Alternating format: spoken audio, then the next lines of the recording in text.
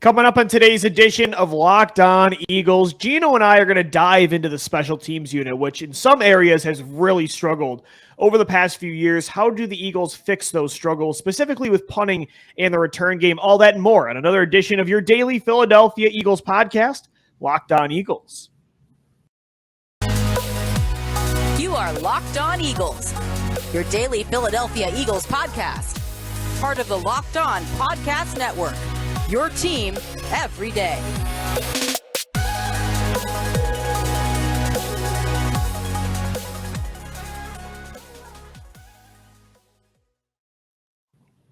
We thank you so much for making Locked On Eagles your first in each and every day. Welcome in, Eagles fans, to a Thursday edition of the show. I'm Louis DiBiase. He's Gino Camilleri. It's episode 4 or 5 this week. Download it into your phone wherever you get the podcast, free and available on all platforms. Could be Apple, Spotify, Odyssey, you name it. All platforms available Monday through Friday. Video form as well on YouTube. And make sure you hit us up on Twitter at LockedOnBirds, at DiBiase, LOE. And at GC24_football. Jam-packed show today.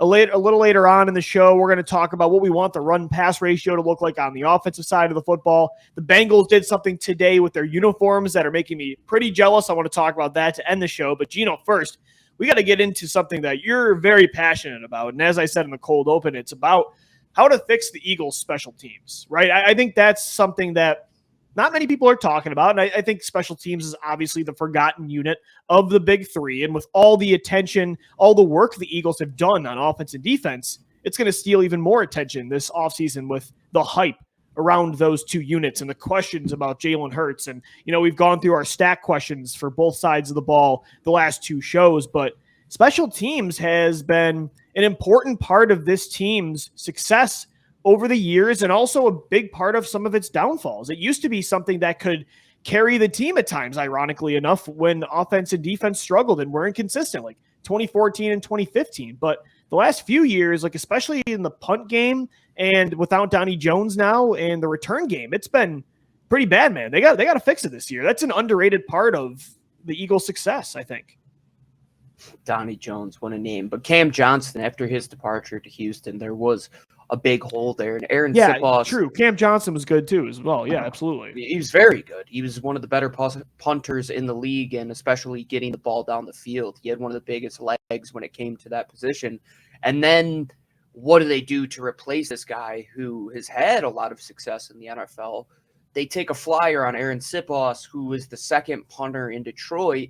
He has an okay first half of the season, but you saw how bad special teams was down the stretch where they were putting other teams in fantastic field position. And it always seemed that the Eagles would start behind the 25 when they would put other teams ahead of the 25. That just seemed to be the way things went. And when you look at the offense and defense and how effective they should be, that third part of the game, the special teams unit, they have to do their part. You have to help put this offense in a good position. You have to back up teams, pin them on the goal line so this defense, which we know is going to hit home, can work in those areas and help your offense out. It's a big triangle. It all goes hand in hand. You can't have special teams without offense. You can't have offense without special teams. Can't have special teams without defense, so on and so forth. It goes down the list. Because if you look at the fifth and sixth guys at most of these positions, the reason they're on the roster is because of special teams. If you look at why JJ is here, why he was able to stay on the roster last year, if he didn't play special teams, he most likely was going to be a player who got cut. And that's how a lot of guys make their bread in the NFL. Right. But the two positions, kicker and punter, there's only 32 of those guys that have starting jobs. And that's where we need to focus is the punting game, because Jake Elliott, if he has a season like he did last year, he bounced back. They're going to be in fine shape, man. He 100%. Performed out of his mind. And remember, in 2020, people were kind of calling for Jake Elliott to be cut because he had a brutal couple seasons there in 2019 and 2020. But yeah, man, Sipos, he definitely struggled down the stretch. And I was very surprised the Eagles didn't bring in any competition. There's still time, of course, but that we're less than too. That how unproven he was. Well, listen to these numbers.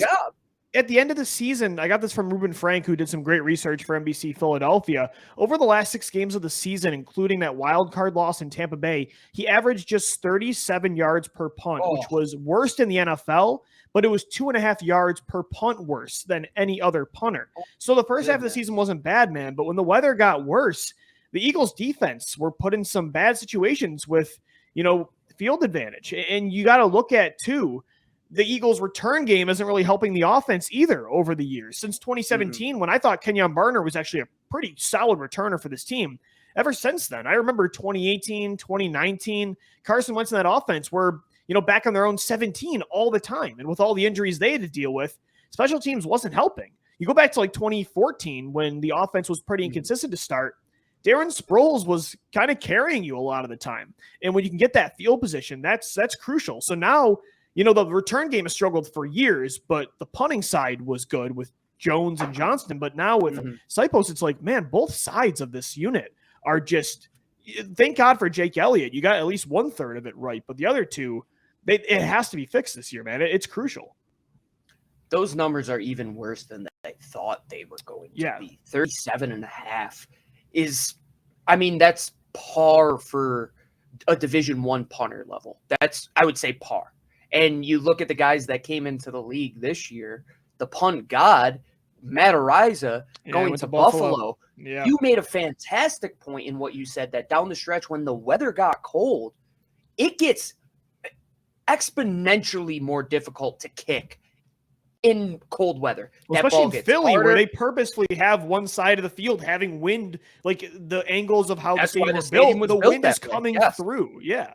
It's a wind tunnel, and especially in Philly where you're playing in those games late in the year where it is quote-unquote brick cold, as we call it in the Northeast, because that ball will turn to literal stone. And if you don't have a big leg and you can't put a team back 45 yards on average, that's the minimum I'm looking for, is 44 to 45 yards.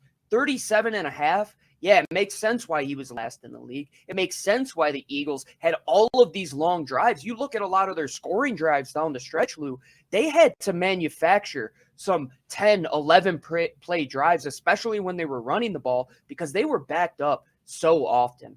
And you have to do something there. If you go into the season with Sipos as your only option yet again with zero competition, it's going to even put a bigger X next to Mike Clay's name than I already have after that outing last season. Hey, guys, wanted to interrupt the podcast real quick to give a shout out to the sponsor of today's show, and it's Dave. Level with me here. We've all been in this situation before, at some point in our lives where we're a little tight on cash. Maybe you could only afford to put a few gallons of gas in your tank, or you got another save the date coming up and you're wondering how you're going to afford to get a gift. That's where Dave comes in to help. If you're living paycheck to paycheck or struggling to make ends meet, it can be really stressful when unexpected expenses do come up. Now Dave can help you get out of a pinch when you really need it. Hindsight is 20/20 and you can't change the past, but what if you could get a little help from future you?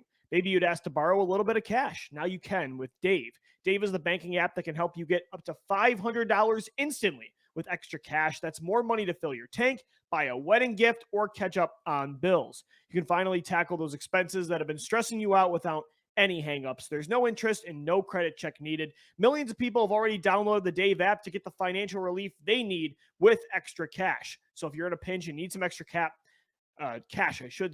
download Dave and think of it as a helping hand from future you. No cap. Get the cash today. Download the Dave app from the App Store right now. That's Dave. D-A-V-E. Sign up for an extra cash account and get up to $500 instantly. For terms and conditions, go to dave.com/legal. Instant transfer fees apply. Banking provided by Evolve. Member FDIC. Future you is going to thank you because of Dave. Guys, once you're done with this edition of Locked On Eagles, make sure you head over to wherever you get your podcasts. And if you haven't already, make sure you subscribe to the Locked On NFL podcast, not only because it's all the news across the league in under 30 minutes, but also starting in 4 days on July 18th, Locked On's going to give you the 50 most valuable players in the NFL from the odds makers at BetOnline, our official sportsbook. BetOnline.net. Which NFL stars move the betting line the most? Where was Jalen Hurts on this list? I reacted on the show. Again, it's available July 18th on the Locked On NFL podcast, wherever you get your podcasts, and it's also available in video form on YouTube.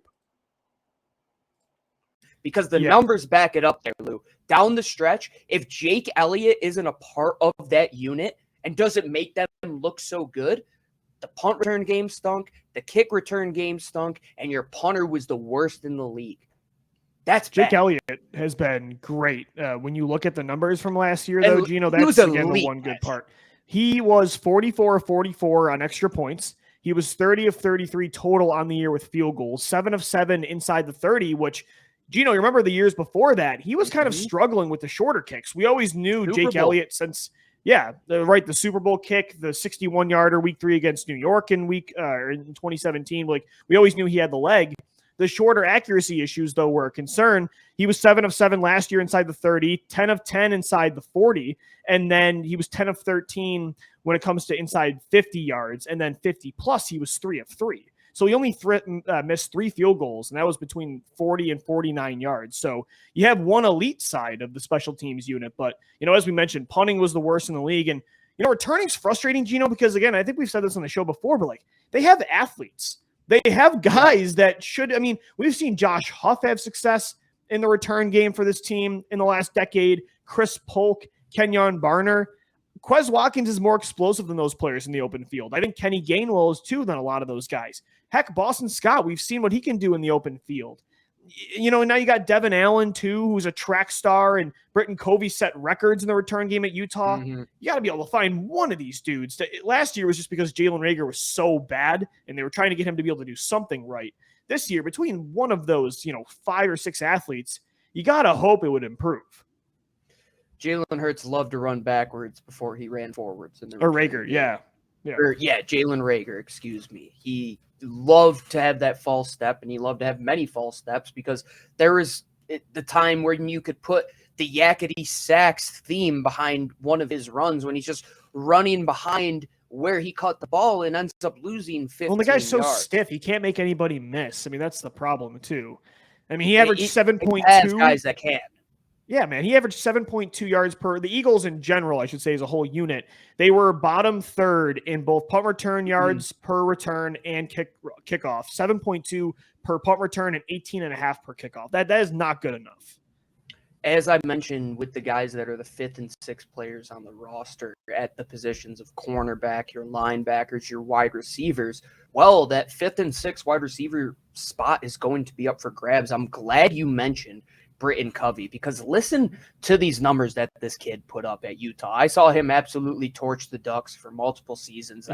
This is why I want top-notch returners, because you have the Oregon Duck, you have the great Oregon Duck returner in Devon Allen, and you got the Oregon Duck killer in the return game. Yes, with absolutely.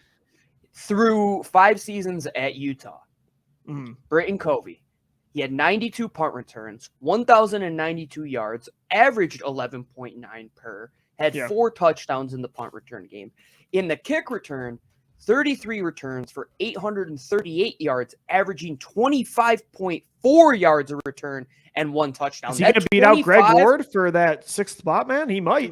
25.4 is a big number. That's a big number. And even if you could get close to that, 22, 23 in the NFL, that's solid returner numbers.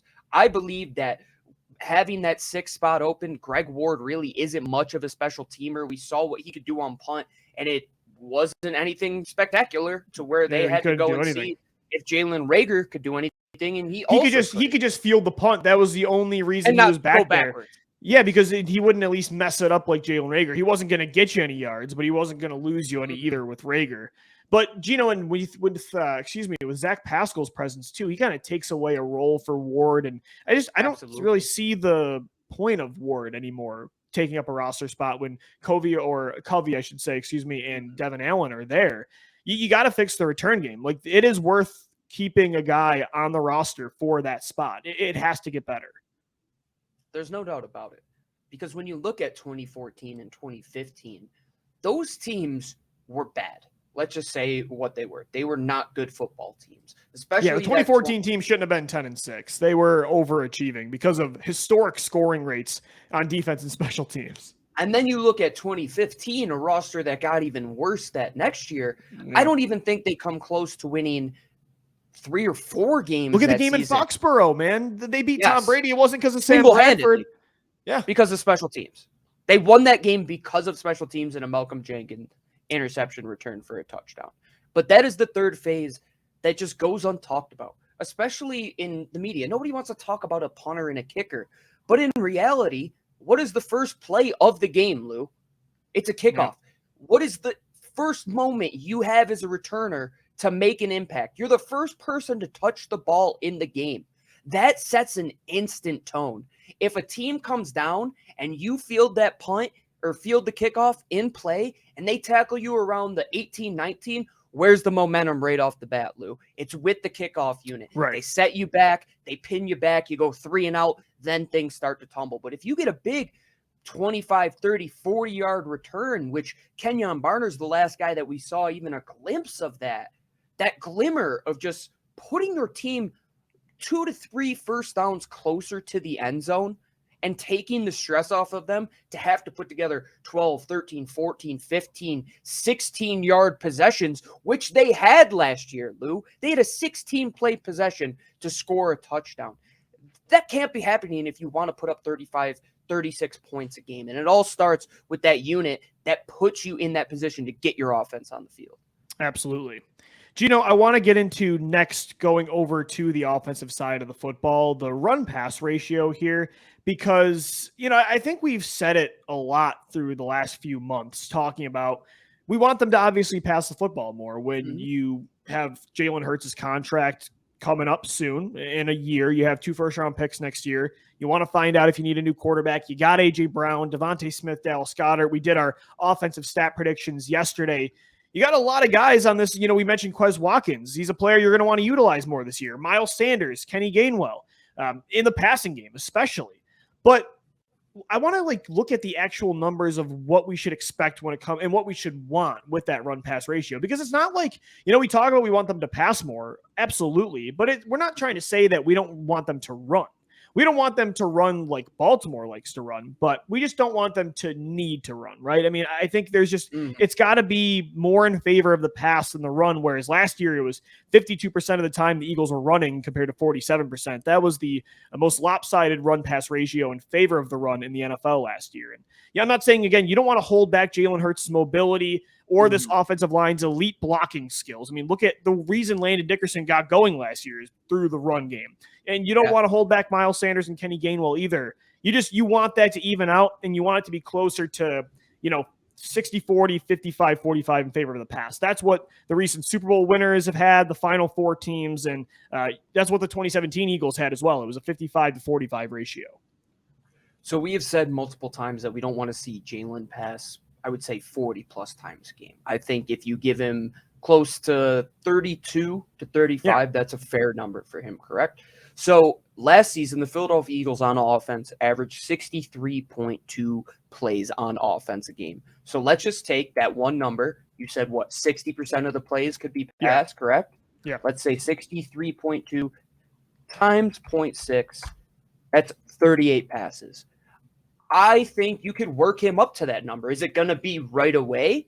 I wouldn't say necessarily. Well, you also got to contextualize it, Gino. I don't want 40 attempts because they're getting blown out. I want 38 attempts if they need 38 attempts because they're in a duel with Tom Brady, Aaron Rodgers in December, So it doesn't, again, there doesn't have to be a set number, but I think at the end of the season, you would like it to balance out into, again, just give me at least like a 55-45 ratio in favor of the pass. And even if you went with that 55% number, which I think for Jalen Hurts and his ability to carry the football is probably going to be a little bit closer, especially with the guys that they do have in the backfield. You're not with going to improv scrambles too, that's going to happen as well. Yeah. The person responsible for setting up the run game plan is Jeff Stoutland, who is arguably the most trusted positional coach in the National Football League. They're not going to abandon the run all of a sudden. That's not going to happen. But if you give Jalen 55% of that 63.2, that's 35 passes right there. I think that's a fair number for Jalen Hurts. If you give him 55% pass to run, are we talking – we always have to put a little context to this. Are we talking designed runs, or are we talking when the ball gets past the line of scrimmage? Yeah, what is the end result of the play? I would say designed. I'm okay, because I think it's different. If they call a pass play, they call a pass play. And if Jalen Hurts doesn't see anything and he tucks it and run, that's not on the play. You know what I mean? I want them to be calling – 55% of the time a pass play at least. You know what I mean? And I think that's smart. fair. Yeah. Because then that will open up the optionality for the defense to have to guess. Because if he does get into a rhythm passing, and then all of a sudden you have to drop guys into coverage, they turn their back. Well, that's the double-edged sword of Jalen Hurts. Now you have to deal with what he can do with his legs. And even if it is a designed pass, they're going to have that call where, Jalen, if you see the back turn, they have those guys capped with the two safeties, take off and go. Well, and that's what I'm saying, Gino. Like, I want this ratio to change, but I don't want to discourage Jalen from using, like, this is always going to be something that he's best at, right? So you don't want to discourage the run, especially like with passing plays. You don't want him to drop his eyes after one read, like the beginning of the season, and take off. When he made a 10-yard play, but there was a 25-yarder to be had, or a 50-yarder because Quez Watkins is down the seam. You don't want to hold him back. You just want there to be a balance, and you want him just overall make the best play, right? Make the best, the most efficient play. You can get the most yards. It sounds simple, but make the play that you can get the most yards out of it. And most of the time, that's going to be pass. You would have to believe so, especially with the weapons that they have now. And let's say they even call 65% pass. That's closer to 43 plays. You're still going to have 25 design runs that you'll probably hand off to your running back. That was the number they were getting anyway the last year or so, until it really hit that stride after Detroit where they focused on that. Don't go to the one end of the spectrum where you only hand the ball off twice. Don't go where you run it 40 times.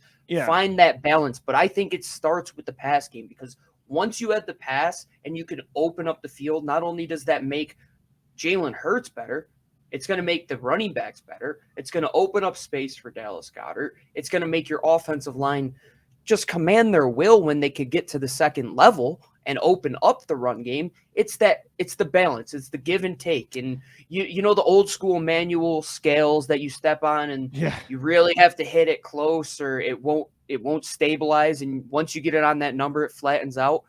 It might take 3 to 4 games to figure out what that number might be. But you got to see what they can do now. You got to see what this unit does best. And, you know, if Jalen can't do it again, they're going to go back to what they did in 2021. Right. It'll change their plans next offseason, but they're going to figure it out, Gino, for sure in the first month. Absolutely. I want them to be in the middle of, like, I don't want them to run as much as 2021. I don't want them to not be able to run, though, either, like in 2018.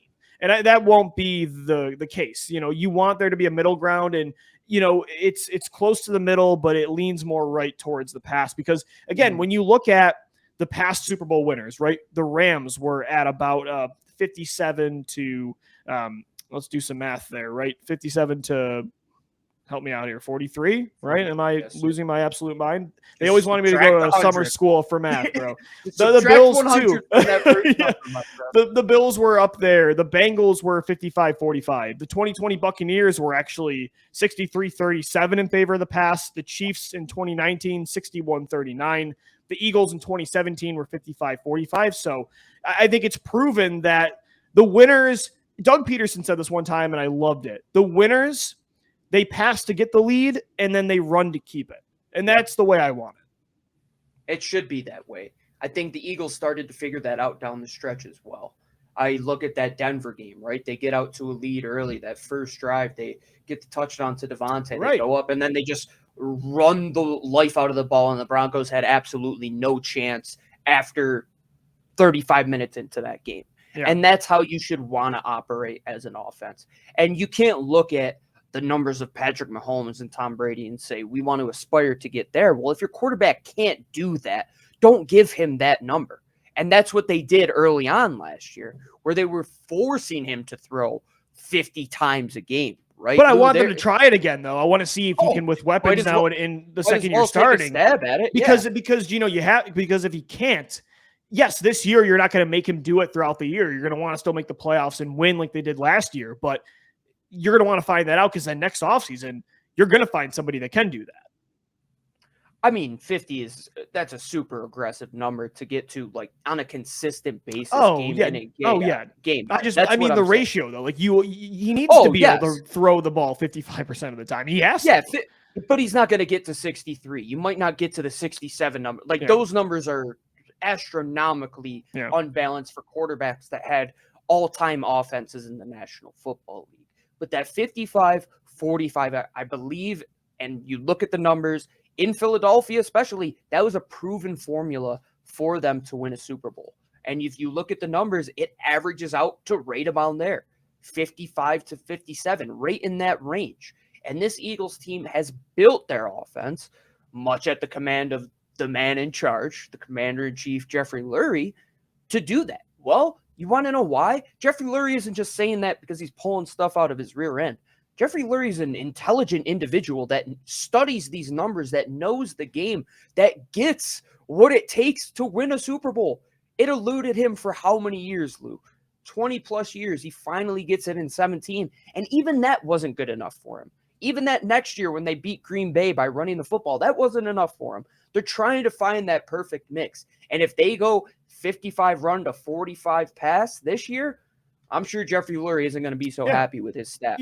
Another offense was like that too. 2010, they were electric in both ways. And that's what you want. You want to be multiple. We don't want to discourage this team because they have elite runners and run blockers. You want to be able to run the football for sure. You just want to be multiple, electric in both ways, and just pass a little bit more. I think the 2010 Eagles were like that. Again, like you said, 2017, 2018, more lopsided towards the pass because they had Wendell Smallwood as a running back. But even 2019, it got back to it was a 57.5 to 42.5 ratio. Something along those lines is what I want. And, as you said, the owner wants that. The GM wants that. Heck, the coach wants that too. I mean, they were all trying it to start. We want it to. Yeah, you want a balance. You want a middle ground of the last year. The first half, they were passing way too much. As you said, you can't have Miles Sanders running the ball twice. But you can't be running the ball almost 60% of the time like they were the second half of the year. You got to I think in life, man, that's the theme of the show a lot of the time. There's a middle ground for everything. And then it leans a little one way with different topics. And with this, we lean towards the pass. We definitely lean towards the pass, whatever direction on the scale you want to point. Especially when you have the weapons you do, man. You got to feed a lot of mouths now this year. And especially in the spacing age of NFL offenses where defenses are giving you open looks and coverage, but those looks, they're a little tighter than they used to be because they're dropping 6 to 7 guys into coverage. So your quarterback has to be on to deliver. And you have to talk about putting up big yards in the pass game because that's the easiest way to get a ball from point A to point B. I don't care how fast you are as a runner. If you're Usain Bolt, you're not going to beat a ball out of the quarterback's hands to a wide receiver. And you have to have trust between those two guys. You have to have multiple varieties of wide receivers and varieties of runners, Lou. If you went into this season and all of a sudden Miles Sanders just isn't as explosive, Kenny Gainwell can't hit a hole, Boston Scott can't get on the field and do anything, and you're averaging 3-4 yards a run, that's going to let the team down. You have to find that balance, and you have to not go heavy one way. You have to not go heavy the other, but find the balance where it'll get you to that middle ground, and then you start to adjust the scale. Then you start to slide the scale. You find out what works at first. I'd say they take a lot of that run-based offense that they had last year, mix in some more of those concepts in the past going into this season, and you're going to see a completely reinvigorated offense that even with the play calling, you're going to see completely different outcomes in games because they're not going to be running as much. We know that. It's going to be more pass-based. Is it going to be turnovers by Jalen Hurts? It potentially could be. But could he have a few games where he goes 3 touchdowns and 1 interception? I absolutely could see that with the weapons that are in play now. It's going to be interesting, and it all starts in a week and a half. Training camp starts July 26th at the NovaCare Complex. And, Gino, as we wrap up the show, to get into a little bit of Jersey talk, I got really jealous today because... I knew you were going to bring this up. Bro, the Cincinnati Bengals announced that they're going to be wearing these bad boys for our video viewers. The Bengals are going to be wearing a white helmet with their white alternates to do like a white snow tiger kind of look. It's incredible. And I got pretty jealous, man, because I know the Eagles are bringing back Kelly Green in 2023. They can't do it yet this year, so they announced that they're going to be bringing back or not bringing back it the first time ever. They're going to be implementing a black helmet with their black jerseys and black pants, and it's exciting.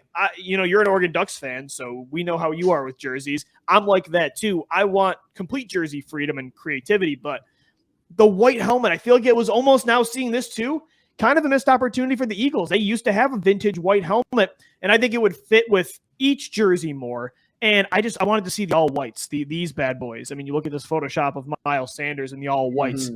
I feel like it might be a missed opportunity now, man. That got me a little jealous. That's going to be sharp. I can't wait for this year for the NFL for so many reasons, but the jersey game is going to take up in a big way, and the league needed it for a while.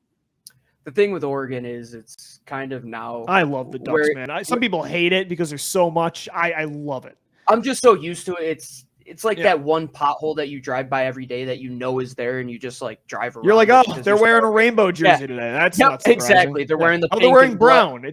It's like soccer. I just get like used Oregon to it. is like the soccer of the college football, right? Liverpool or your Man City squads wear. I mean, they're blue, but they wear every Napoli in Serie A had 11 different kits last year. Love it. And soccer changes their jerseys every year. I mean, every single season. That's fantastic. So that's how it should be. And I think it's starting to get to that level. And now with the new helmets that are going to be coming out, I wouldn't be shocked if they allowed a third helmet, Lou, and it was a white helmet.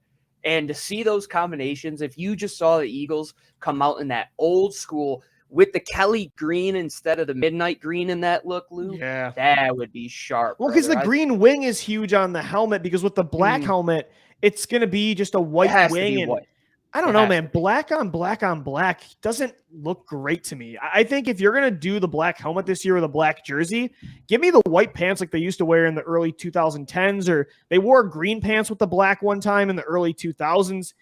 We'll see what they do. I know the players, Jeffrey Lurie, in a podcast pointed to the players love wearing black, and that's why, but man, the white looks so sharp. Or they hit us with the Oregon Ducks. They go black on black on black. They hit you with the matte black wings on the shiny black helmet. You get the glimpse of them under the lights in Lincoln Financial Field. I might buy into that hype. And if you want to use the black helmet with the white, or not the green jersey, that wouldn't look great, but the white jersey though, with like black helmet, white jersey, black pants. I don't know, man. Just do whatever. Be the Oregon Ducks. That's what I'm trying to say. Who wants to add to his jersey spreadsheet? Man. Most people want to. I was jersey shopping today, and I found on eBay, I forgot Mike Patterson wore a jersey. He's the only Eagle to ever do this. He wore a jersey when he first got drafted by the Eagles. It said his full name on the back. It said Mike Patterson. Yeah, man. He's the only player in Eagles history to do it. It's incredible. I looked it up to make sure it's real. It's real. So they had I got to add to my collection. On that team, I believe. So he had. There was another Patterson. Anyway. So to put your full name, that might be a couple $1 million of value in a couple of years from now. But the two helmet rule is it's our time. We've been really pounding the table for this since 2018 when we started the pod, and Lurie mentioned it on that podcast with Dave Spadaro. He wants it to be unlimited, 3+ helmets. You should be able to. I don't know. I think it makes perfect sense. College football does it. You should be able to do it in the money. NFL. You're going to make a killing on jersey sales. A killing. I would buy every Devontae Smith color they had. I would buy 12 of them if I had the chance. I can't wait for Kelly Green. 1 year, man. We just got to hang on for 1 year. But we get black helmets, and can't complain too much. But the Bengals whites, super sharp. Everybody, thanks for tuning in. That's going to do it for today's edition of Locked On Eagles. We've got one more show this week. We're back to daily next week. As then we've got only one more week of shows without training camp. Football season is right around the corner, so make sure you subscribe to the podcast on all platforms, and make sure you subscribe to our YouTube channel as well for full video episodes as well as exclusive YouTube content. And we're always talking birds on Twitter. Hit us up at Locked On Birds, at GC24_football, and at DiBiase_LOE. Thank you so much for making Locked On Eagles your first listen each and every day. Make sure your second listen is the Locked On NFL podcast. All the news across the league in under 30 minutes. It's free and available wherever you get your shows. For Gino Camilleri, I'm Lou DiBiase signing off. As always, thank you for downloading. Thank you for watching and listening. And let's go, Birds. Fly, Eagles, fly.